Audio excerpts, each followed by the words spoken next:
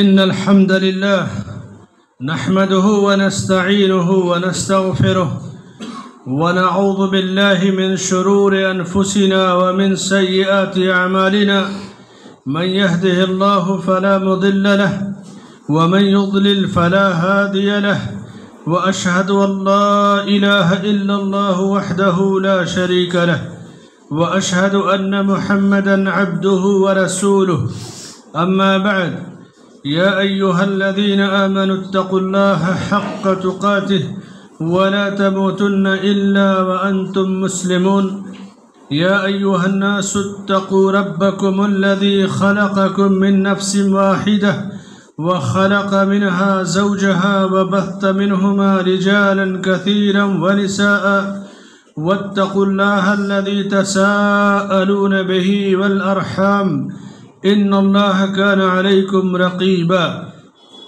يا أيها الذين آمنوا اتقوا الله وقولوا قولا سديدا يصلح لكم أعمالكم ويغفر لكم ذنوبكم ومن يطع الله ورسوله فقد فاز فوزا عظيما وقال تعالى في مقام آخر لقد كان لكم في رسول الله أسوة حسنة رب اشرح لي صدري ويسر لي أمري واحلل عقدة من لساني يفقه قولي سبحانك لا علم لنا إلا ما علمتنا إنك أنت العليم الحكيم معزز حضرین جمعہ عزیز اور دوستوں بزرگوں اور بھائیوں اور بہنوں، جس طرح سیلاب میں پانی کا بہاؤ کسی ایک طرف ہوتا ہے اور اس بہاؤ اور سیلاب کی اس تیزی کو روکنا یہ بس میں نہیں رہ جاتا اور بستیوں کو بہا لے جاتا ہے، عمارتوں کو بہا لے جاتا ہے، گاڑیاں، سامان، ساری پراپرٹی بہہ کر برباد ہو جاتی ہے۔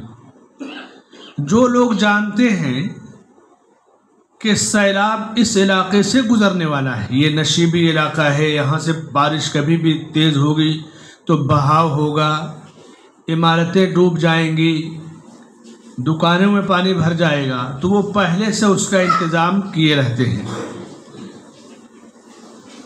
سمجھدار انسان مصیبت کے آنے سے پہلے ہی اس سے بچاؤ کی اور حفاظت کی تدبیر کر لیتا ہے۔ مصیبت سے بچاؤ اور حفاظت کی دو صورتیں ہیں تدبیر کرنے کی۔ ایک تربیت کا وہ انداز جو دعا اذکار کے ذریعے اللہ کے نبی صلی اللہ علیہ وسلم نے سکھایا، اور دوسرا اسباب اور وسائل کے ذریعے۔ سیلاب سے بچنا ہے، دیوار اٹھا دیجئے، دیوار کو بچانا ہے، پلر والی دیوار بچائیے، باندھ دیجئے، اور اس کے بعد دعائیں، جہاں جو دعائیں سکھائی گئیں وہ کرنا ہے۔ صرف ایک ہی کام نہیں کرنا ہے، اللہ پر بھروسہ کرنے کے ساتھ ساتھ کہاں کس چیز کی ضرورت ہے اس کا استعمال، یہ ہے حفاظت سے بچاؤ کا ذریعہ۔ اللہ کے نبی صلی اللہ علیہ وسلم ہر چیز میں دعائیں سکھاتے تھے، اذکار سکھاتے، اور کہتے کہ یہ جو دعائیں ہیں، یہ جو اذکار ہیں، یہ حفاظت کے لیے ہتھیار ہیں۔ ایسا نہیں کہ اب صرف دعائیں پڑھ لیں اور اسباب وسائل نہ اختیار کریں، دعا پڑھ لیں سیلاب سے بچنے کی، طوفان سے اور بیماری سے، چھت نہ بنائیں اپنے لیے، گھر نہ بنائیں، نہیں، وسائل اختیار کریں۔ جب ایک سائل نے آپ سے پوچھا کہ میرا اللہ پر بھروسہ ہے، میں اپنا اونٹ ایسے چھوڑ دیتا ہوں توکل اللہ کر کے، تو آپ صلی اللہ علیہ وسلم کہنے اعقلھا وتوکل ثم وتوکل علی اللہ، اس کو باندھو پہلے رسی میں، پھر اللہ پر بھروسہ کرو۔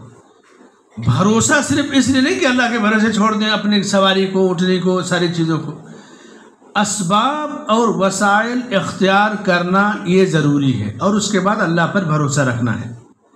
بغیر اسباب وسائل اختیار کیے بھروسہ کریں گے تو توکل اللہ کا وہ مذاق ہو جائے گا۔ اس وقت جو سیلاب سب سے خطرناک آج دنیا میں آپ دیکھ رہے ہیں، خاص طور سے ہندوستان کے ماحول میں، مصیبتوں کا سیلاب اور طوفان، آزمائشوں کا سیلاب اور طوفان، منی پور میں، ہریانہ میں، اتر پردیش میں، راجستھان میں، مہاراشٹر کے مختلف شہروں میں ایسا لگتا ہے کہ اللہ کا پسندیدہ دین اور اس دین کو ماننے والے، چلنے والے، یہ سب سے برے لوگ اس زمین پر ہیں، یہ محسوس کراتے ہیں لوگوں کو، جبکہ اللہ کا پسندیدہ دین اسلام ہے۔ ان الدین عند اللہ الاسلام، مسلمان خیر امت ہے، کنتم خیر امت اخرجت للناس، یہ تو اللہ کا اعلان ہے۔ اب ہم غیر مسلموں کی سازشوں کا جو شکار ہو رہے ہیں، ان حالات میں ہمیں جو جس پیمانے کے ہیں ان کو تدبیریں اپنانی چاہیے، جو جس درجے لیول کے لوگ ہیں وہ اپنا کام کریں گے۔ منبر سے جو پیغام ملنا چاہیے ایک مسلمان کی اخلاقی تربیت کا، ایک مسلمان کا سب سے بڑا ہتھیار اخلاق حسنہ ہے۔ احمد بن حنبل رحمۃ اللہ علیہ کے بیٹے نے جب ان سے سوال کیا کہ والد محترم مجھے کوئی ایسا نسخہ بتائیے کہ میں لوگوں کی تکلیفوں سے بچ جاؤں، مجھے کوئی کچھ کہے نہ، تو کہا کہ اس کی صورت یہ ہے کہ تم لوگوں کے کام آؤ، لوگوں کی ضرورتیں پوری کرو اور ان سے کسی چیز کی امید مت رکھو۔ تو کہا یہ تو بہت بڑا کام ہے، بڑی مشکل کا کام ہے کہ لوگوں کے کام میں آؤں، ان کی ضرورتیں پوری کروں اور ان سے کوئی امید نہ رکھوں۔ کہا بیٹے اگر اتنا کرنے کے بعد بھی تم محفوظ رہ گئے تو بہت بڑی چیز ہے، ورنہ کرنے کے بعد بھی سننا پڑتا ہے۔ مگر تم لوگوں سے امیدیں مت رکھو، کرو، امیدیں اللہ سے رکھو۔ اخلاق حسنہ پوری سیرت طیبہ کا سب سے قیمتی ہتھیار ہے۔ اس وقت جو ملک کی صورتحال ہے، ایک مسلمان کی زندگی میں اللہ کے نبی صلی اللہ علیہ وسلم کی سیرت، آپ کا کردار، غیر مسلموں کے ساتھ صحابہ نے کیسے زندگی گزاری۔ آج ہم 20-25 کروڑ ہیں اور 60-70 کروڑ غیر مسلموں کے بیچ میں صحابہ کا جو پرسنٹیج تھا اس سے بھی کم تھا، پوری دنیا کفر پر تھی، وہ تو اور تھوڑے تھے، اس وقت تو بہت بڑی تعداد ہے۔ لیکن کیسے غیر مسلموں کے ساتھ انہوں نے کہاں کس طرح کا سلوک کیا، کہاں کس طرح سے پیش آئے، جہاں محبت کی ضرورت ہے، امن کی، رواداری کی، مدد کی، امداد باہمی کی، رشتہ داریاں نبھانے کی، اسے بھی نبھایا، جہاں دفاع کی ضرورت ہے دفاع کیا، دعوت سے کبھی غافل نہیں رہے۔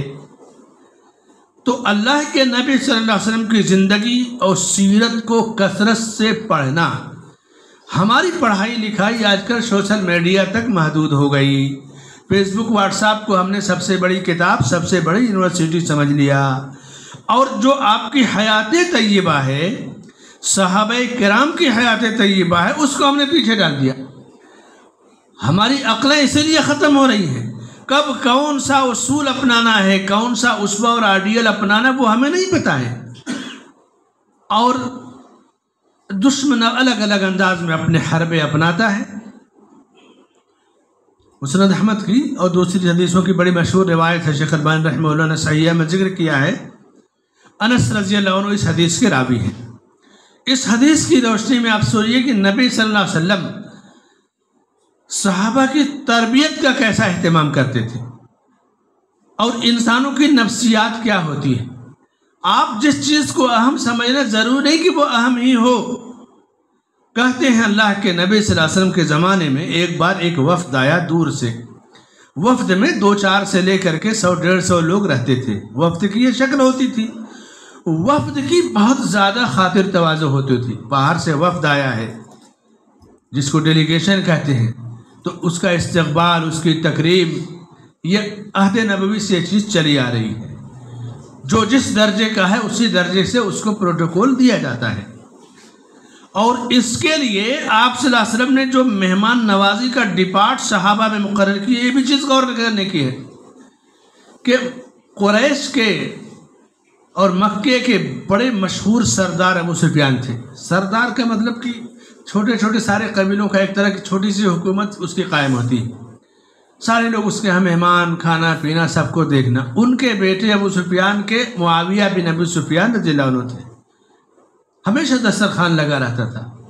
حضرت معاویہ رضی اللہ عنہ کو آپ نے وزیر ضیافت بنایا، کیونکہ جو بچپن سے گھروں میں مہمانوں کا آنا جانا، ہر طرح کے مہمانوں کو دیکھتا ہے، اس کو جب ذمہ داری دی جائے گی تو وہ صحیح طور سے ادا کرے گا۔ سارے صحابہ کی خوبیاں الگ الگ تھیں۔ اللہ کے نبی صلی اللہ علیہ وسلم نے مہمان نوازی کا ڈپارٹ معاویہ بن ابی سفیان رضی اللہ عنہ کو دیا۔ یہ بھی سیرت طیبہ کا ایک پہلو ہے کہ کب کون سی ذمہ داری کس کو دی جائے۔ انس رضی اللہ عنہ کہتے ہیں رضی اللہ چھوٹے تھے، تبھی ان کی والدہ نے اللہ کے نبی صلی اللہ علیہ وسلم کی خدمت کے لیے پیش کر دیا تھا، تو وہ چھوٹی بڑی ساری چیزوں کو وہ نقل کرتے ہیں جو امت کے لیے مفید ہے۔ کہتے ہیں کہ ایک وفد آیا دور سے چل کر کے، بحرین کے علاقے سے۔ بحرین ایک ملک ہے، منامہ اس کی راجدھانی ہے۔ عہد نبوی میں جب بحرین بولا جاتا ہے تو موجودہ دمام ہے، قطیف ہے، جبیل ہے، الاسا، یہ سب بحرین کا علاقہ ہے۔ یہاں سے مدینہ 1500 کلومیٹر کی دوری پر ہے۔ کہتے ہیں کہ بحرین سے ایک وفد آیا، کس شہر سے گیا واللہ عالم، لیکن یہ وفد مدینہ پہنچا۔ یہ وفد جب مدینہ پہنچا تو ظاہر سی بات ہے کہ وفد کو کھانا پینا کھلانا، مہمان نوازی، ٹھہرنے کا انتظام کرنا، جو سہولتیں تھیں آپ نے کیا۔ اس کے بعد آپ کی دعوت کا ایک طریقہ تھا، پریکٹیکلی دعوت۔ ایک ہوتا ہے درس اور بیان دینا، ایک ہوتا ہے لکھ کر کے پیش کر دینا، ایک ہوتا ہے پریکٹیکل دعوت۔ اسکول کالج میں جو پریکٹیکل کا ایگزام وغیرہ ہوتا ہے، سائنس وغیرہ میں، لیبارٹری میں، دین اسلام میں پریکٹیکل کی اہمیت سب سے زیادہ ہے۔ ہم حج کی پریکٹیکلی مشق تو کر لیتے ہیں، نماز اور وضو کی کم کر پاتے ہیں۔ اللہ کے نبی صلی اللہ علیہ وسلم منبر پر نماز کی مشق کراتے تھے، سجدے کے لیے نیچے اتر جاتے، باقی پورا طریقہ منبر پر بتاتے تھے۔ بھری مجلس میں وضو کا پانی منگوا کر لوگوں کے سامنے وضو کر کے دکھاتے تھے۔ صحابہ بھی ایسا ہی کرتے تھے۔ پریکٹیکل سے جتنی سمجھ میں بات آتی ہے، لیکچر سن کر کے پڑھ کر اتنی سمجھ میں نہیں آتی۔ تو یہ نبی کا اسوہ تھا تربیت کا۔ کہا آپ نے وفد کے سامنے وضو کے لیے پانی منگوایا اور وضو کرنا شروع کیا۔ جب وضو کرنا شروع کیا تو وضو بسم اللہ کہہ کر کے دونوں ہاتھ کو دھونا، کلی کرنا، ناک میں پانی ڈالنا، چہرہ دھلنا 3 بار، جیسے اعضائے وضو کو دھلتے ہیں۔ تو جب پانی ڈالیں گے چہرے پر، جسم پہ، تو پانی نیچے گرے گا، دھلا ہوا پانی۔ تو وفد کے لوگوں نے جب آپ کو وضو کرتے ہوئے دیکھا تو جو پانی وضو کا زمین پر نیچے گر رہا تھا اس کو زمین پر نہیں گرنے دیتے، ہاتھ نیچے کر کے پانی کو روک لیتے، پھر اس پانی کو اپنے چہرے اور اپنے جسم پر ملنے لگتے۔ صحابہ کرام رضی اللہ عنہم اجمعین اس منظر کو دیکھ رہے ہیں، نبی صلی اللہ علیہ وسلم بھی دیکھ رہے ہیں۔ صحابہ میں سے کسی نے ٹوکا نہیں، سب جانتے تھے کہ غلط ہے۔ ٹوکا کیوں نہیں؟ اس لیے کہ معلم اول، معلم کبیر اللہ کے نبی صلی اللہ علیہ وسلم موجود ہیں، ہمیں کہنے کی کیا ضرورت ہے، آپ بہتر انداز میں سمجھائیں گے۔ اور نبی صلی اللہ علیہ وسلم نے بیچ میں نہیں کچھ ٹوکا۔ وضو سے جب فارغ ہو گئے تو وفد کے لوگوں سے پوچھا، سوال کیا پہلے، ما حملکم علی ذالک، یہ بتاؤ ایسا تم نے کیوں کیا؟ میں وضو کر رہا تھا، پانی نیچے گرنے کے بجائے تم چہرے لے کر کے ہاتھ پہ چہرے اور جسم پر مل رہے تھے، کیا وجہ تھی اس کی؟ کچھ تو ان کے دماغ میں رہا ہوگا۔ تو آپ نے پہلے ان کے اندر کی چیزوں کو حاصل کیا، معلومات لی۔ یہ ہے تربیت۔ فوراً فتویٰ دینا، فوراً اٹیک کرنا، جواب دینا، یہ نبی نے نہیں کیا، کیونکہ نئے لوگ تھے، نئے کلچر، نئے ماحول سے آئے تھے۔ کچھ پوچھا جائے کہ کیا ہے ان کے یہاں رواج، تو ان لوگوں نے اپنے اندر کی بات بتائی کہ اللہ کے نبی صلی اللہ علیہ وسلم ہم آپ سے بہت محبت کرتے ہیں اور ہم چاہتے ہیں کہ اللہ ہم سے محبت کرے، تو آپ کی محبت، اللہ کی محبت کو پانے کے لیے ہم نے ایسا کیا ہے۔ نیت خالص تھی لیکن عمل سنت کے مطابق نہیں تھا۔ تو آپ نے کہا کہ بس یہی بات ہے نا، تو تمہیں اگر اللہ کی محبت چاہیے، نبی کی محبت چاہیے، تو میں تمہیں 3 باتیں بتاتا ہوں، ان کو اپنا لو زندگی میں، اللہ کی اور نبی کی محبت کو پالو گے، ان کو ڈانٹا پھٹکارا نہیں، دھتکارا نہیں، کچھ نہیں، جس وجہ سے وہ ایسا کام کر رہے تھے کہ وہ مل جائے محبت، اس محبت کا نسخہ دے دیا، اب اس کو چھوڑ دو، تمہیں محبت ہی چاہیے نا، محبت کا راستہ میں تمہیں بتاتا ہوں، تمہارا یہ راستہ وہ راستہ نہیں جس سے سمجھ کر تم چن رہے ہو۔ تو آپ نے 3 باتیں ان کو بتائی، بس زندگی بھر اس کو اپنا لو، اللہ کی محبت پا جاؤ گے، نبی کی محبت پا جاؤ گے، اور رفاقت پا جاؤ گے، جس چیز کی تمنا کرتے ہو پا جاؤ گے، کیونکہ اللہ کا وعدہ ہے۔ نمبر 1، پہلی نصیحت آپ نے کیا کیا؟ صدق الحدیث۔ سنو، پوری زندگی میں کبھی جھوٹ مت بولنا، ہمیشہ سچ بولنا، سچائی، چاہے گھر کے اندر بچوں سے بات کرنی ہو سچ بولنا، بیوی سے بات کرنی ہو سچ بولنا، والدین سے گفتگو کرنی ہے سچ بولنا، کاروبار تجارت میں کچھ کرنا ہے سچ بولنا، ملازمت پیشے ہو، کسی اور ڈپارٹ میں ہو سچ بولنا، دین کی کوئی بات کرنی ہو سچ بولنا، اور جو کچھ اللہ اور اس کے نبی نے کہا بس وہی بتانا، دین ہو یا دنیا، سچائی کو کبھی ہاتھ سے مت جانے دینا۔ ہے بہت چھوٹی سی چیز جملے میں، سچ، سین اور چے، لیکن بات کتنی بھاری ہے کہ اگر زندگی میں انسان یہ عہد کر لے کہ کبھی وہ جھوٹ نہیں بولے گا، سچ بولے گا، تو یا ایھا الذین آمنوا اتقوا اللہ وکونوا مع الصادقین، اے ایمان والو اللہ سے ڈرو اور سچے لوگوں کے ساتھ ہو جاؤ۔ سچے لوگ کون تھے؟ انبیاء سچے لوگ تھے، نبی کے صحابہ سچے لوگ تھے، رجال صدقوا ما عاہدوا اللہ، وہ رجال تھے۔ رجال کہتے ہیں عربی زبان میں، جیسے اردو میں کہتے ہیں وہ مرد ہے، اس کی بات مردوں جیسی ہے، مرد ہے، تو اسی طرح عربی میں رجال، رجال، جس کے اندر مردانگی ہو، بہادری ہو، بات پہ ڈٹا رہے۔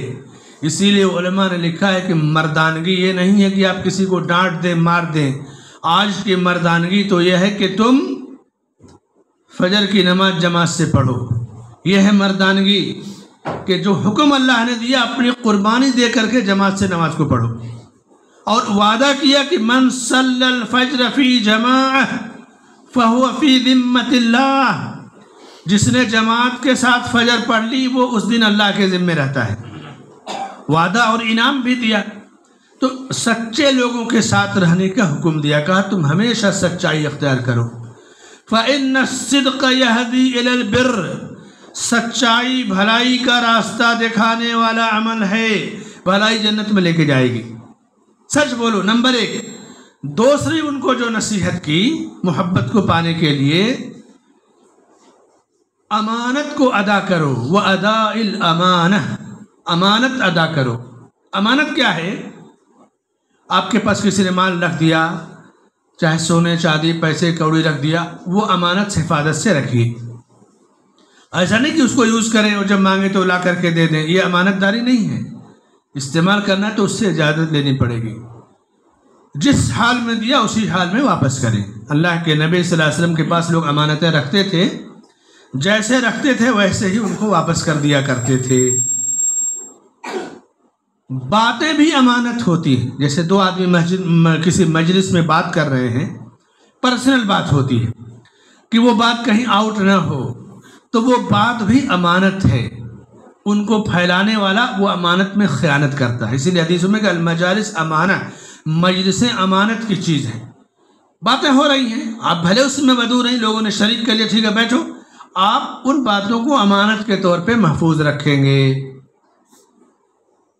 شادی بیاہ ہے، رشتہ ناتا ہے، کاروبار ہے، بزنس ہے، لین دین ہے، کوئی آپ سے مشورہ لے لیا تو مشورہ بھی امانت ہے۔ المستشار مؤتمن، حدیث میں ہے کہ جس سے مشورہ لیا جا رہا ہے وہ بات امانت ہے، مشورہ لینے والا امانت، وہ امانت دار ہونا چاہیے اس کو کہ وہ اس مشورے کو بھی سیف رکھے، راز کو فاش نہ ہونے دے۔ اگر کسی نے کہا کہ واٹس ایپ کے اس گروپ کی بات یا یہ چیز کہیں اور نہیں نقل ہونی چاہیے تو یہ امانت داری ہے، کسی نے کہیں اور کاپی پیسٹ کر دیا، فارورڈ کر دیا تو یہ خیانت ہے، کیونکہ ایک نئی ٹیکنالوجی ہے کہ اپنی بات، اپنے خیال اپنے ساتھی تک آسانی سے پہنچاؤ. اس نے اب تک پہنچایا. 10 آدمی کا گروپ ہے، چلو ہم لوگ رائے مشورے سے کچھ کام کریں گے. آپ اس کو فاش کر دیں گے تو یہ امانت میں خیانت ہے. مجلسیں، یہ بھی ایک طرح کی مجلس ہے، میڈیا کی مجلس ہے، گھروں کی مجلس ہے، کہیں کی بھی مجلس ہے. اللہ کا دین ایک امانت ہے. دین میں جیسے جس انداز میں دین کو آپ نے بتایا ہے، پیش کیا ہے، اسی طرح پڑھنا، سمجھنا، عمل کرنا، بیان کرنا. اگر دین کے اندر امانت داری اپنا لی جائے تو ساری بدعتیں ختم ہو جائیں گی. بدعتیں خیانت سے پیدا ہوتی ہیں. شرک کا دروازہ دین میں خیانت سے پیدا ہوتا ہے. سماج اور معاشرے میں جو بے چینی پیدا ہوتی ہے وہ خیانت سے پیدا ہوتی ہے. آدمی کسی کو جان گیا کہ یہ باتیں ادھر سے ادھر کرتا ہے تو اس کو اپنے پاس بیٹھنا نہیں پسند کرے گا، یا بیٹھا ہے تو جب تک وہ بیٹھا ہے اپنے راز کی کوئی بات نہیں کرے گا، کیونکہ وہ خیانت کرنے والا ہے. تو آپ نے جو تربیت کی سچائی کے ساتھ امانت داری، پھر امانت داری دین ہو، دنیا ہو، مجلسیں ہوں، یا پھر جو واٹس ایپ وغیرہ گروپ، سوشل میڈیا، شناخت یا جو بھی مجلسیں ہوں، امانت داری کی طرح برتنی چاہیے.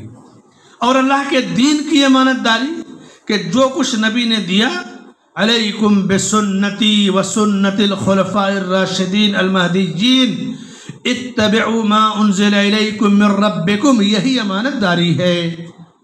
یہ دوسری نصیحت آپ نے کیا. پہلی نصیحت کیا؟ سچائی، سچ بولو، زندگی میں سچائی اختیار کرو. دوسری نصیحت کیا؟ امانت داری، اور امانت داری کی پوری تفسیر میں نے بتایا. تیسری جو نصیحت آپ نے کیا وہ حسن الجوار، پڑوس کے ساتھ اچھا سلوک کرنا. پڑوس کون ہوتا ہے؟ گھر کے قریب والا پڑوسی ہے. بعض علماء نے کہا کہ 40 گھر تک پڑوسی ہیں، تو 40 تو آج تو بہت ہو جائیں گے، لیکن ایک بلڈنگ میں اگر 30-40 فلیٹ ہیں تو بہرحال پڑوسی شمار ہوں گے. لیکن گھر کا دروازہ کم از کم ایک فلور پہ رہنے والے تو مکمل طور سے پڑوسی ہی مانے جائیں گے. پڑوسی کوئی بھی ہو، یہودی ہو، عیسائی ہو، ہندو ہو، مسلم ہو، پڑوس کے ساتھ اچھا سلوک کیا جائے. پڑوسی 3 طرح کے ہوتے ہیں. ایک پڑوسی جس کا 3 حق ہوتا ہے، مسلمان ہے، رشتہ دار ہے اور پڑوسی ہے. تو اسلام کا حق رشتہ داری کا اور پڑوس کا.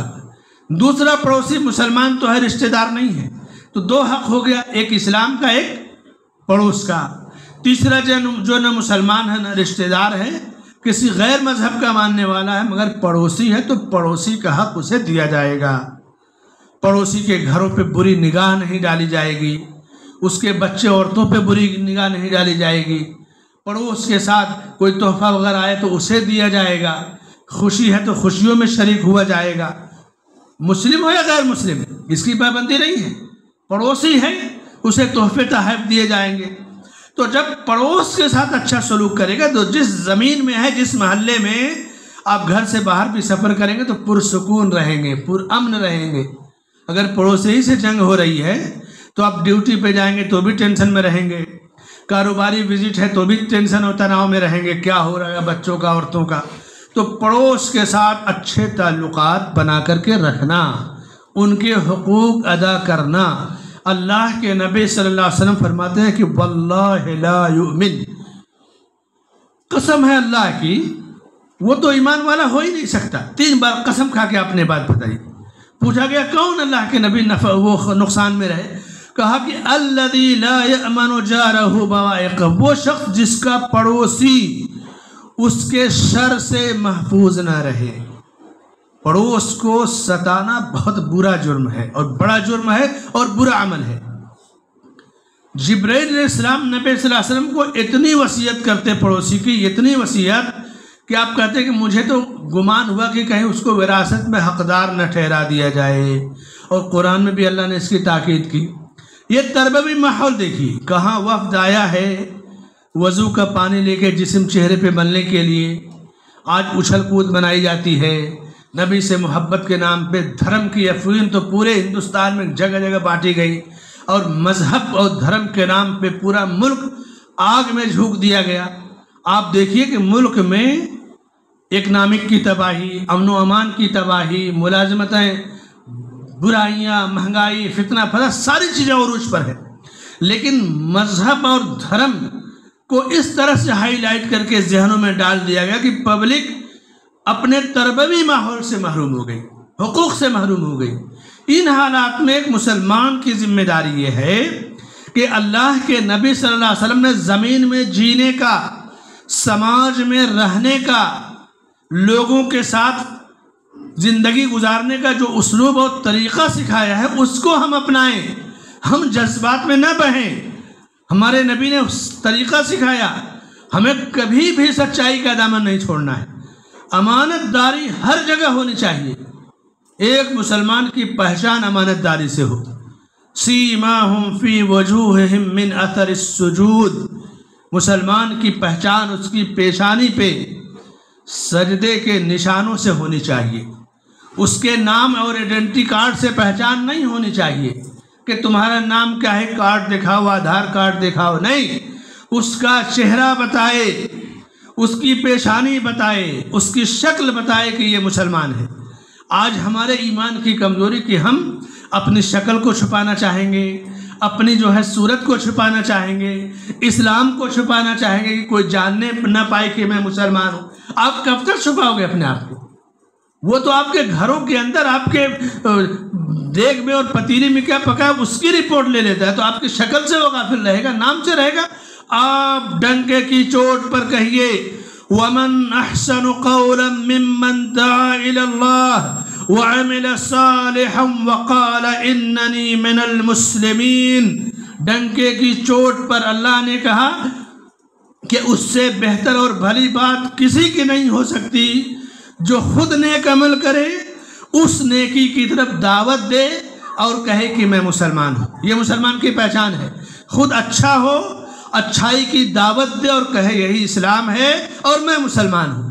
اس پہچان کے ساتھ آپ زندگی گزاریں گے، دنیا کی ساری طاقتیں جھک کر سلام کریں گی۔ میرے بھائیو اور دوستو، اپنی خامیوں اور کمیوں کا ہم جائزہ لیں کہ ہم اپنے نبی کی سیرت سے، آپ کی تربیت کے طریقے سے کتنے دور ہو چکے ہیں کہ حالات ہمیں اس طرح گھیرے ہوئے ہیں، ایسا لگا کہ آگ کا الاؤ ہے اور ابھی ہمیں اس میں ڈال دیا جائے گا، جبکہ اللہ کے نبی صلی اللہ علیہ وسلم نے فرمایا کہ لوگوں، میں نے تو ایسی روشن اور چمکتی راہ پر تمہیں چھوڑا ہے کہ جس سے وہی بھٹکے گا جو ہلاک ہونے والا ہوگا۔ میرے طریقے پر قائم و دائم رہو۔ اللہ سے دعا ہے کہ اللہ تعالیٰ ملک کے ان حالات میں، اس صورتحال میں ہمیں اسلام کا نمائندہ بن کر جینے کی توفیق عطا فرمائے، ہمیں ایمان اور عمل صالح اور دین کا دائی بن کر کے جینے کی توفیق عطا فرمائے۔ کفر کی طاقتیں جو دندنا رہی ہیں، اسلام یا مسلمانوں کو چیلنج کر رہی ہیں، الہ العالمین ان کے دلوں میں اسلام کی سچائی اور حقیقت کو تو بٹھا دے، ان کے دلوں میں اور ذہنوں میں ہمارے نبی صلی اللہ علیہ وسلم کا اسوہ حسنہ قرآن کی صداقت کو کھول دے ان کے سینوں کے لیے۔ اسلام اللہ کا پسندیدہ دین ہے اور اسی پر چل کر کے نجات مل سکتی ہے۔ اللہ ہمیں اور آپ کو اس کی توفیق بخشے، دین پر استقامت بخشے، آمین۔ بارک اللہ لی ولکم فی القرآن والسنہ واستغفر اللہ لی ولکم ولسائر المسلمین من کل ذنب فاستغفروہ انہ هو الغفور الرحیم۔